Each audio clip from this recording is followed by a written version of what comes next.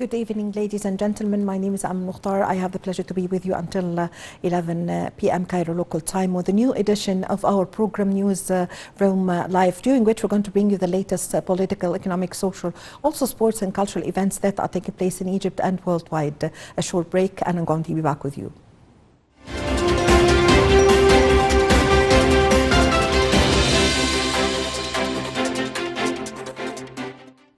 Welcome back. President Abdel Fattah al-Sisi attended the Christmas Mass, which was led by Pope Tawadros II in the Nativity Cathedral in the new administrative capital on Saturday night.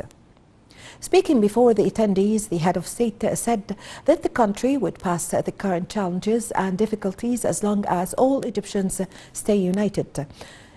President Sisi was keen on extending greetings to Pope Tawadros, Copts and all Egyptians on the Christmas occasion. The president tackled the war in Gaza, stressing that Egypt's stance was respectful as it sought a ceasefire and comprehensive solutions to the Palestinian cause. President Sisi also concluded his speech by hailing Pope Tawadros' patriotic stances.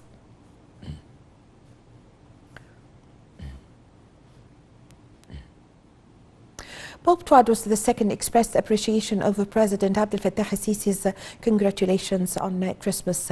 He said that President al-Sisi congratulations have shown great and honest feelings. In statements to Egyptian television, he said Egypt is the region's backbone with its historical, cultural and geographical weight. He said Cairo deals with the Palestinian cause with wisdom, playing a great role and ensuring aid deliveries to the besieged Gaza Strip.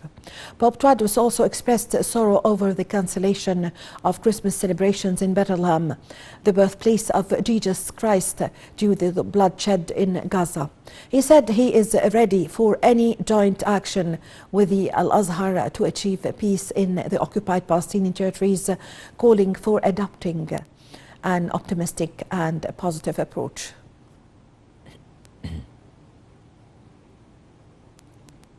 President Abdel Fattah al-Sisi received on Monday his Palestinian counterpart Mahmoud Abbas at El Ittihadiyya Presidential Palace. Presidential spokesman Councillor Ahmed Fahmy said that during the meeting, President al-Sisi reviewed developments of Israeli military assaults on Gaza Strip. The president stressed Egypt's keenness to support the Palestinians and to facilitate the path of humanitarian aid to the Strip. The head of state also tackled Egypt's efforts in connecting with all concerned parties at the aim of reaching a permanent ceasefire and ending sufferings and civilians in Gaza. For his part, Abbas praised Egypt's consultant and historical support to the Palestinian cause on all levels. Meanwhile, the two leaders asserted the significance of Palestinian authorities' role in dealing with the crises.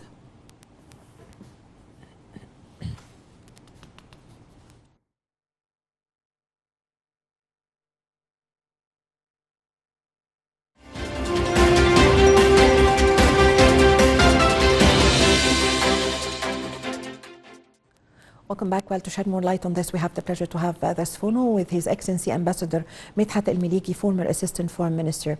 Good evening, Your Excellency. Good evening to you.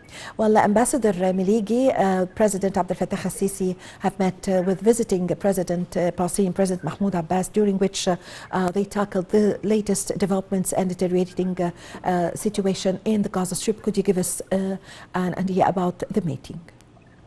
Well, I think the most important thing regarding this meeting are mainly two factors. The first one is how to reach a ceasefire in the genocide that's taking place in Gaza on one hand, and the second thing that I'm sure that has been evoked during the meeting is the reconciliation between Fatah on one hand and the Palestinian Authority and the other Palestinian fractions, especially the resistant fractions, mainly Hamas and others.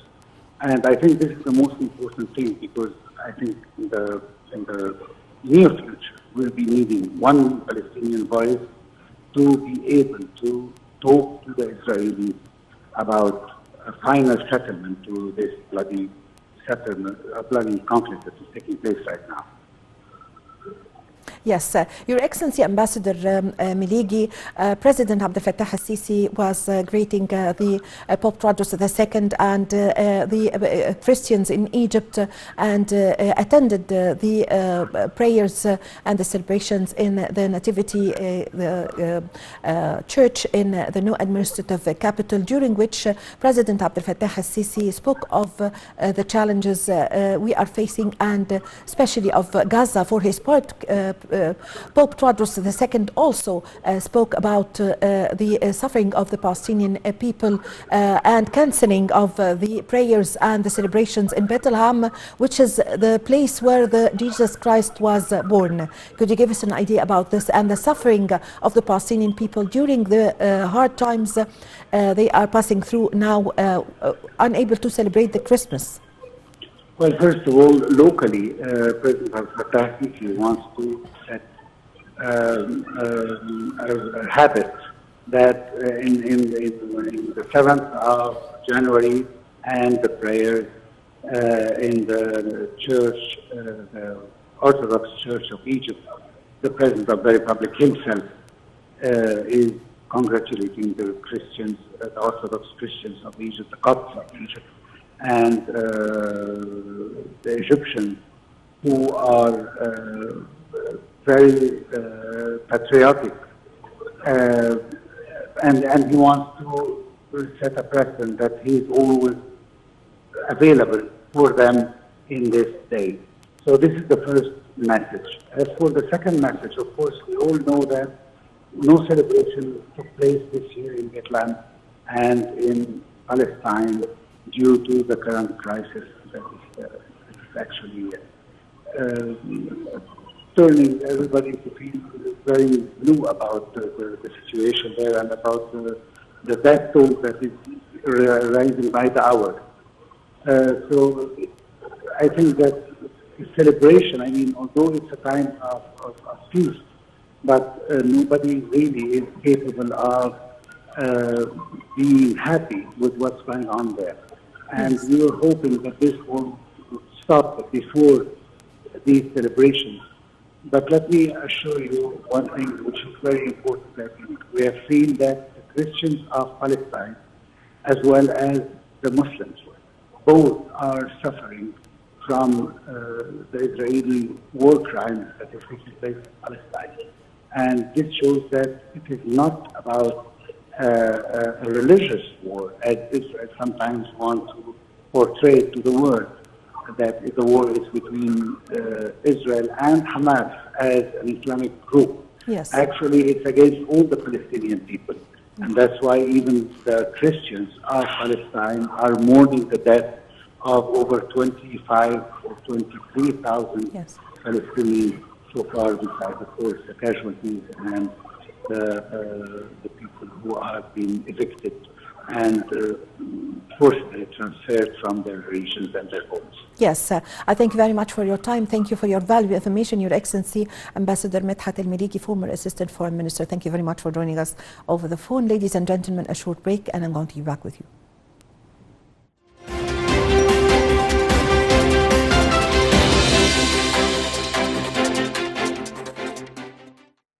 Well, also on Monday, President Abdel Fattah al-Sisi have received Secretary General of the Arab League, Ahmed Abul Gheit. During the meeting, the head of state stressed Egypt's support to the Pan-Arab organization, believing in the Arab League's vital role in the joint Arab action and maintaining the unity of Arab nations in facing unprecedented challenges in the region. The meeting discussed the most important issues and challenges, on top of them the situation in Palestinian territories and Gaza Strip. The meeting also tackled means to intensify efforts to reach ceasefire, allow humanitarian aid and activate the path of two-state solutions that gives the Palestinians their legislative rights and establishing Palestinian independent state.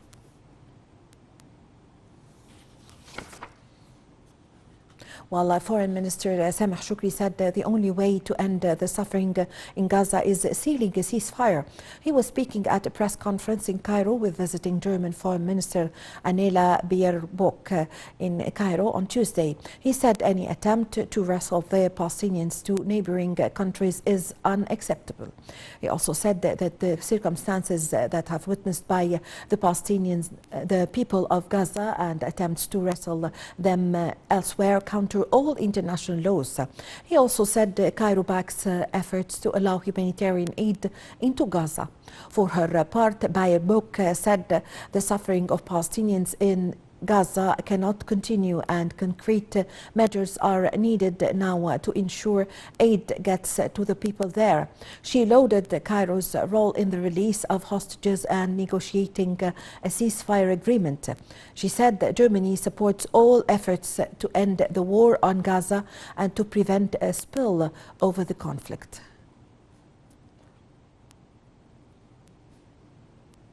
Lebanon's Hezbollah said it targeted an Israeli command base Tuesday in retaliation for the killings of one of its commanders and the Hamas deputy leader.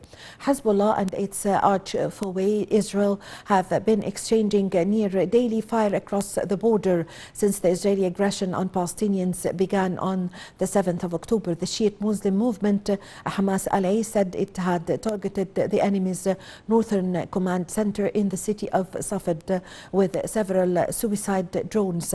It said the attack was part of its response to the killings of Hamas deputy leader Saleh al-Aruri on January the 2nd and of Hezbollah field commander Wissam Tawil on Monday. The Israeli occupation army confirmed that the hostile aircraft had come down at one of its bases in the north and said that no injuries or damage were reported.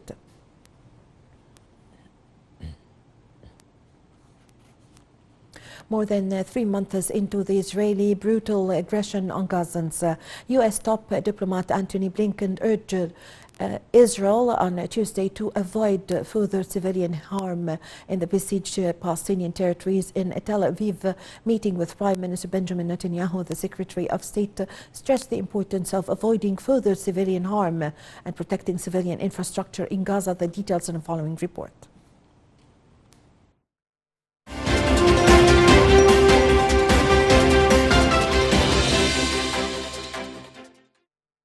U.S. Secretary of State Antony Blinken, on his latest mission to rein in the Gaza war, told Israeli leaders on Tuesday there was still a chance of winning acceptance from their Arab neighbors if they create a path to a viable Palestinian state.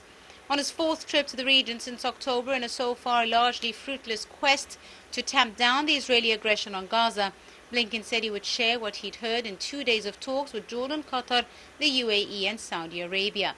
Blinken met Prime Minister Benjamin Netanyahu and was then due to speak with members of the war cabinet formed in the wake of the October 7th attacks by the Palestinian resistance group Hamas, which Israel says killed 1,200 people.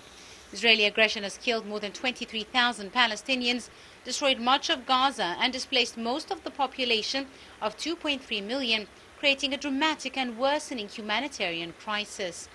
Blinken had already said he would raise the absolute imperative to do more to protect Gaza's civilians and let humanitarian aid reach them. His boss, President Joe Biden, said overnight that Washington was quietly pushing Israel to withdraw some forces. Blinken's meetings around the region have focused on seeking a longer-term approach to the Israel-Palestinian conflict to help end the Gaza war. After his meetings with Arab allies, he said they wanted a practical pathway to a Palestinian state. After weeks of U.S. pressure to ease its aggression, Israel says it's moving from full-blown to more targeted warfare in northern Gaza, while maintaining intensive combat in southern areas. After a week of comparatively low Israeli losses, Israel said 9 of its soldiers have been killed, mostly from engineering units tackling tunnels, in one of their deadliest days of the ground assault.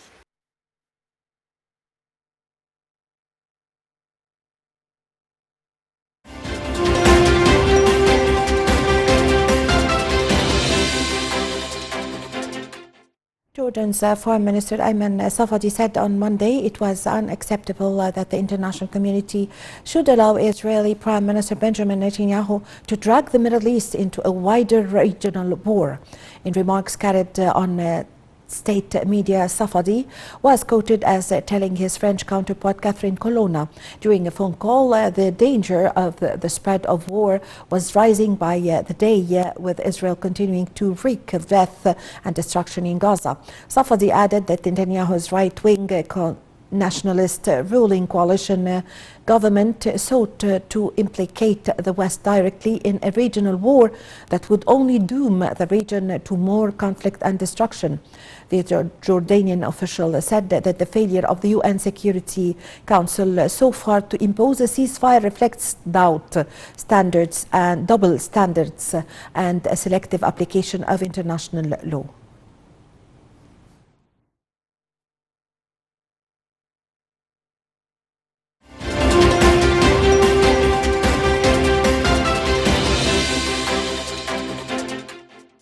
Welcome back. Well, to shed more light on this, we have the pleasure to have this phone with His Excellency Ambassador Gamal Bayoumi, former Assistant Foreign Minister. Good evening, Your Excellency. Good evening.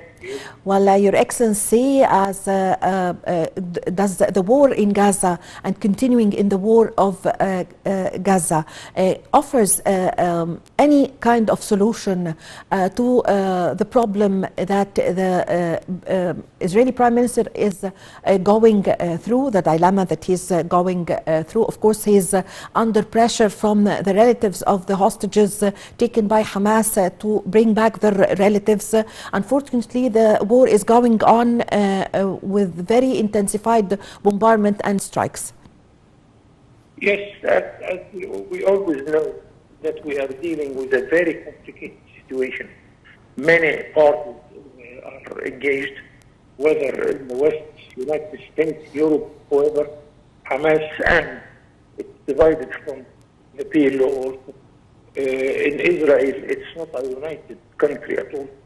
Those who are ruling are a small, very small party, do not represent the majority of the country. And of course, we have many engagements for Egypt, for Jordan, the neighbor countries, Lebanon, Syria, and Israel puts itself in a position to be an enemy to all its neighbors and to half of its citizens. How can a country have any future through such things? So, but the small light at the end of the tunnel is the relatively success on the international level, whether in the United Nations, where they declared the refusal of what Israel is doing, although it has no strength, the decisions taken by the United Nations General Assembly, it has no implication there. Yes. But at least we have the sympathy and the support of the majority of the world. And we have to deal with this. And although I am an optimistic person, but I am not optimistic here in the short run. Yes. We have to know that we are going to fight a long battle. And because this is the solution to reach a success in this battle, to have a long breath, to wait, because Israel cannot engage itself in a long war. It kills its civil life. Yes. And, yes. Yes, Your Excellency, it's true. It will not be able to fight for a long time because it doesn't have a regular army, and the employees have to work go to the army in order to fight with Hamas. So can we expect that in the near future Netanyahu would be forced to announce a ceasefire in Gaza? I'm afraid to say no, because he personally, he has benefiting from this war. He is requested to face a trial, it would lead him to prison. So this war is serving him personally and serving those extremists who are sharing with him the government. And we are not here facing extremists only, but they are ignorant, no experience at all in a government position.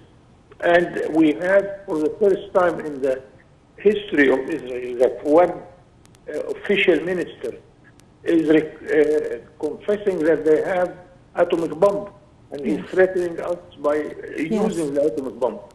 And he put his country in a very strange situation to confess that they have atomic bomb. And by the way, we asked some years ago the Minister of Defense of Obama administration, why you are so nervous when Iran is using atomic energy for peaceful use, and you are against North Korea to have atomic bomb. Why you close your eyes when it comes to your dear country in our area? Yes. And his answer was amazing. He said, because it is a democratic country. So you are allowed to have an atomic bomb if you are Democrat. Yes. And you are not. So these are sort of the standards, and it is, of course, differentiating between those allied to the United States and the Western system. Yes. So I am not optimistic, but I am optimistic in the long run. As long as we can deal with this war for a long time, at the end, the Palestinians are enough, quite good 6-7 million. They will be majority one day in this country. Then we shall see what the history will bring us to. Yes. I thank you very much for your time. Thank you for your valuable information. Your Excellency Ambassador Gamal Bayoumi, former Assistant Foreign Minister, thank you very much for joining us over the phone. Ladies and gentlemen, a short break and I'm going to be back with you.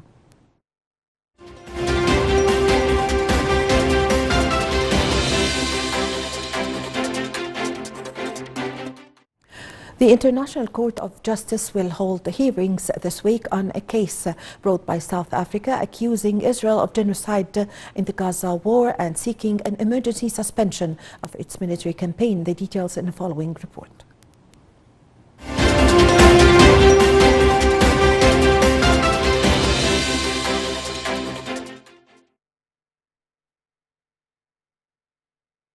Israel and South Africa face off at the United Nations top court from Thursday after Pretoria accused Israel of genocidal acts in Gaza, charges the Israelis have dismissed.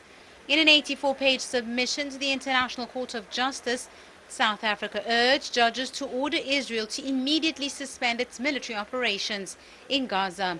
South Africa alleges Israel is engaged in and is engaging in and risks further engaging in genocidal acts against the Palestinian people in Gaza. Meanwhile, Israel hit back at the accusations, with government spokesperson vowing to fight the South African case.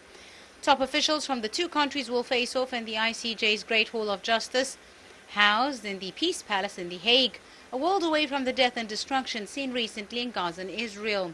In response to the attack carried out by Hamas, in October 7th, Israel has reduced large parts of the Gaza Strip to rubble with its bombing campaign. According to the Palestinian Health Ministry, Israel's military aggression has killed over 23,000 people. The United Nations estimates 1.9 million Gazans are displaced, with fears growing of famine and disease. The ICJ rules on disputes between states, and while its decisions are legally binding, it has limited power to enforce them. The court could, in theory, order Israeli occupation forces to stop its invasion, but it is highly doubtful it would be obeyed. South Africa has filed the case against Israel because both countries have signed the UN Genocide Convention, created in 1948 as a response to the Holocaust.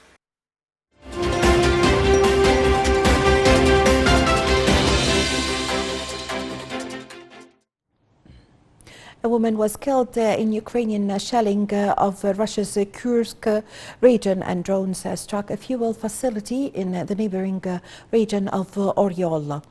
amid an escalation of cross-border attacks. In a statement posted on a Telegram messaging application, Kursk region governor said a woman had been killed by shelling in the village of Gornal near the border with Ukraine. At least 5 drones were shot down over the Kursk region on Tuesday. The governor of Oryol region said 2 drones had hit a fuel facility, injuring 3 and causing a fire that was later extinguished. He said 3 drones had been shot down.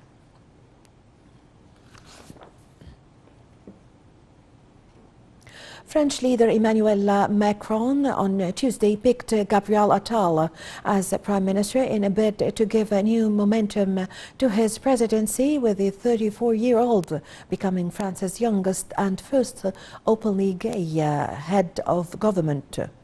Following days of speculation, Macron on Monday accepted the resignation of Elizabeth Borne, 62, who stepped down after serving less than 2 years in office. The overall comes ahead of the Olympic Games in Paris and European Parliament elections this summer, where Macron's centralist forces risk defeat at the hands of the far right under Marine Le Pen. It also further intensifies maneuvering to succeed Macron, who himself took office in 2017, aged just 39, ahead of 2027 presidential elections. EU climate monitors said today, Tuesday, this year of 2023 was the hottest on record, with the increase in Earth's surface temperature nearly crossing the critical threshold of 1.5 degrees Celsius. Climate change intensified heat waves, droughts and wildfires across the planet, and pushed the global thermometer 1.48 degrees above the benchmark. Nearly half the year exceeded the 1.5 Celsius limit, beyond which climate impacts are more likely to become self-reinforcing and catastrophic, according to the scientists. But even if Earth's average surface temperature reaches 1.5 Celsius in 2024, as some scientists predict, it does not mean the world had failed to meet the Paris Agreement target of keeping global warming under the threshold.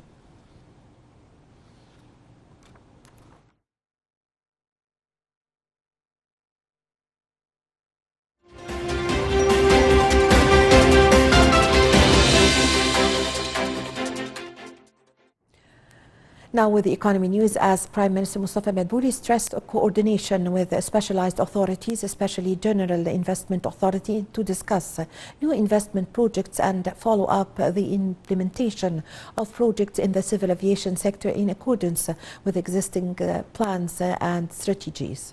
This came during a meeting held by the Premier to review the procedures for using the investment zone at Sharm el-Sheikh Airport. The meeting was attended by Minister of Civil Aviation General Mohammed Abbas Helmi. Madbouli began the meeting by displaying the exerted efforts to support civil aviation sector according to the directives of the state regarding increasing investments in the vital sectors, as well as using many new investments opportunities on the level of all civil aviation sectors, which contributes to provide an attractive economic investment environment of investment that will attract more investment in it. During the meeting, the Minister of Aviation displayed a project to use an area in Sharm el-Sheikh Airport to establish an entertainment city. During his meeting with Minister of Tourism Ahmed Isa, the Prime Minister stressed the importance of continuing to intensify efforts in the current phase to encourage the tourism sector, adding that Egypt has a great and various touristic potentials.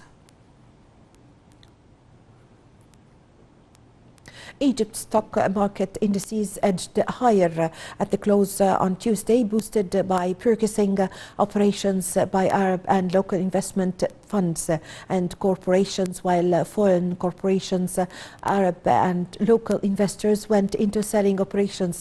Capital market for companies listed in the bourse gained about £19 billion. The benchmark AGX 30 index added 0.97% to end the dealings at 25,289.99 points. The equal-weighted index EGX 70 also went up by 0.83%, reaching 5,811.87 points and more expanded 8,319.28 points. U.S. and European stocks markets pulled back Tuesday as a rebound at the start of the week lost steam amid investor worries about the outlook for companies and economies. Asian equities, however, enjoyed a much-needed bounce Tuesday, with Tokyo scoring a three-decade high after a rally on Wall Street on Monday. Eurozone stock markets slide as news of the shock contraction in German industrial output fanned fears over the health of Europe's top economy. The Nasdaq dropped 0.1% on Tuesday. New York Dow lost 0.6%, and the S&P 500 declined by 0.3%. In Europe, London FTSE 100 was down 0.1%.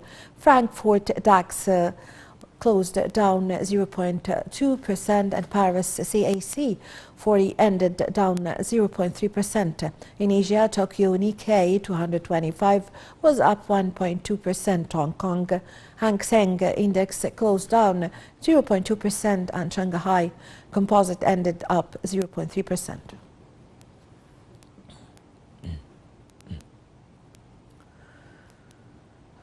The World Bank warned on Tuesday that global growth in 2024 is set to slow for a third year in a row, prolonging poverty and debt levels in many developing countries, hamstrung by the COVID-19 pandemic, then the war in Ukraine, and ensuing spikes in the inflation and interest rates around the world. The first half of the 2020s now looks like it will be the worst half-decade performance in 30 years. Global GDP is likely to grow 2.4% this year, the World Bank forecast in its latest Global Economic Prospects report. That compares to 2.6% in 2023, 3.0% in 2022, and 6.2% in 2021, when there was a rebound as the pandemic ended. That would make growth weaker in 2022-2024 period than during the years surrounding the 2008-2009 global financial crisis, the late 1990s, Asian financial crisis, and downturns in the early 2000s.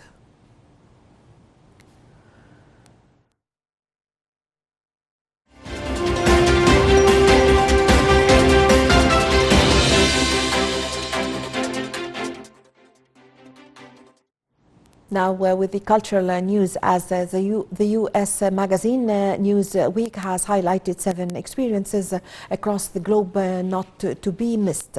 Among the 7 destinations, the Grand Egyptian Museum have occupied the 6th spot.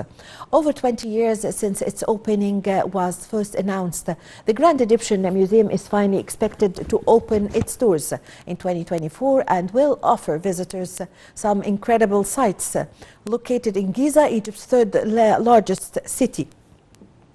The nearly $1 billion complex will showcase over 100,000 artifacts, including the entire treasure collection of King Tutankhamun, one of the most significant pharaohs in the ancient Egyptian history.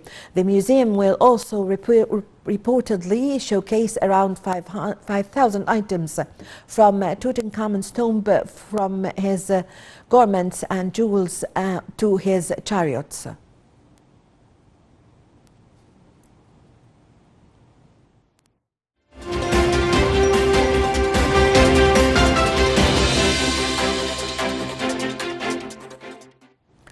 Well, to shed more light on this, we have the pleasure to have this phone with Dr. Mohammed Qaoud, tourism expert. Good evening, sir. Hello, good evening. Well, the News Week has put the Grand Egyptian Museum among the best 7 destinations in the whole world for the year 2022. How did you read this news?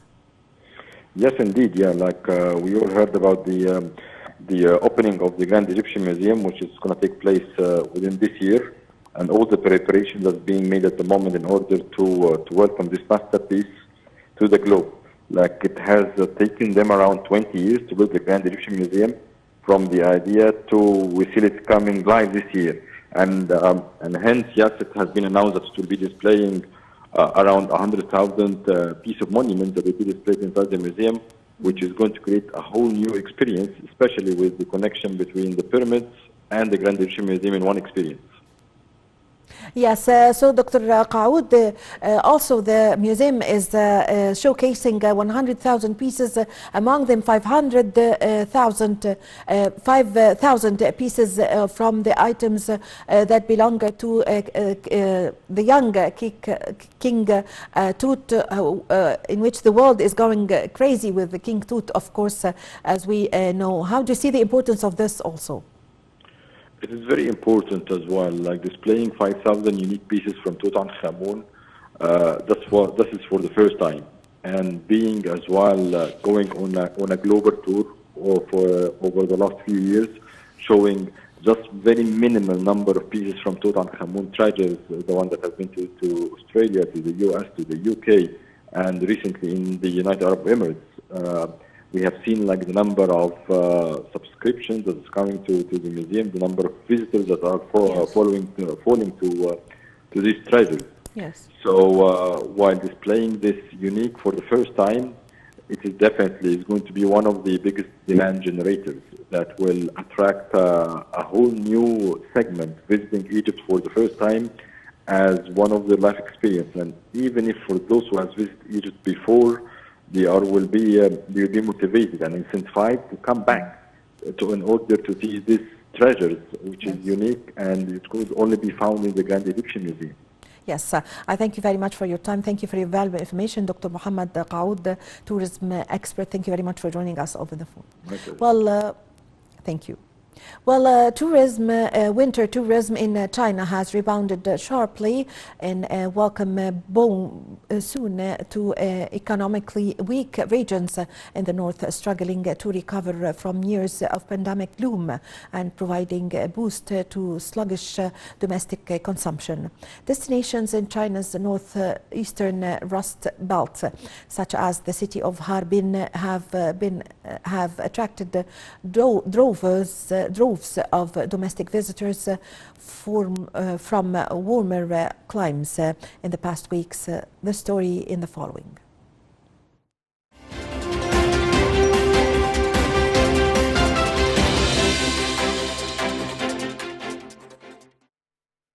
China's annual Ice and Snow Festival with its fairy tale ice sculptures opened Friday, attracting throngs of tourists who shuffle carefully over the sloppy ice and snow and drag their children in sledges around the park.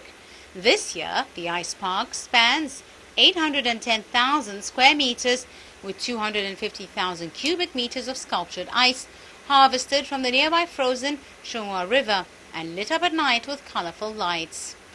Sculptures, some a few stories high, feature Chinese-style buildings and bridges, fairy tale castles, towers, and one fashioned after Beijing's Temple of Heaven. Several ice slides were built for children and adults around the park.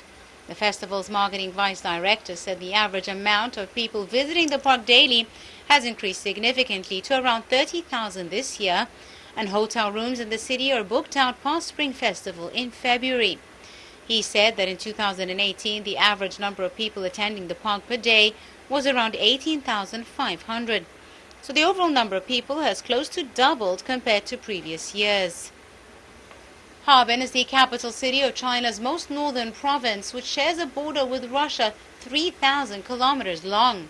Over the New Year holidays, the festival park received over 5 times more visitors than a year ago, at 163,200 people, and generated $6.45 million in income, nearly 6 times higher than a year ago.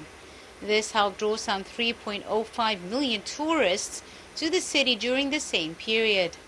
This year's winter has proven an important season for Harbin, as interest in the icy destination soared after social media posts showed many citizens from the warmer south flocking to the snowy city, seen as key in jump-starting the ice and snow economy there. The southern patrons bundled up tightly to brave the sub-zero chill, and many donning cute fairy hat hats won themselves an endearing nickname from the locals, Southern Little Potatoes. Harbin has become an internet hit after Southern Little Potatoes turned into a trending topic on domestic social media.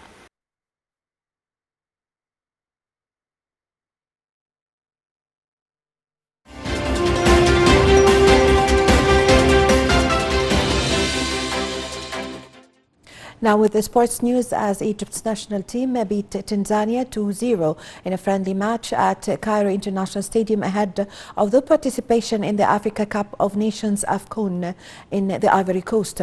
Under the leadership of Portuguese coach Rui Vitória, Egypt completes in Group B alongside Ghana, Mozambique and Cape Verde.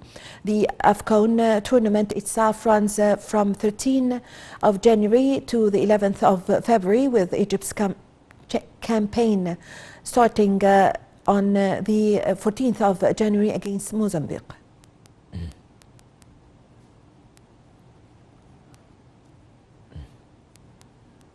Residents in Beckenbauer's home city of Munich braved the freezing cold to pay the respect, bringing flowers a day after the death was announced of Germany's greatest football icon, a World Cup winner as both player and manager.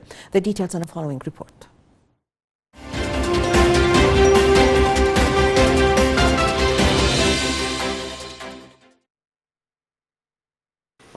Former ex-Bayern Munich CEO Rummenigge said on Tuesday that German football fans should fill Bayern Allianz Arena to properly commemorate the life of Germany great Franz Beckenbauer, who died aged 78.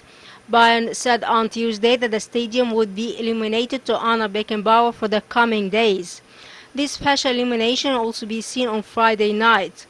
On Tuesday, residents in Beckenbauer's home city of Munich braved the freezing cold to pay their respects, bringing flowers a day after the death was announced. Beckenbauer, who was Germany's first truly global sports star, led them to the World Cup title as player and coach in 1974 and 1990. Beckenbauer, considered one of the best players of all time, won 103 caps. He also headed the organizing committee for the 2006 World Cup held in Germany. Rummenigge, a former long-time Bayern CEO, was West Germany's captain under coach Beckenbauer in the 1986 World Cup.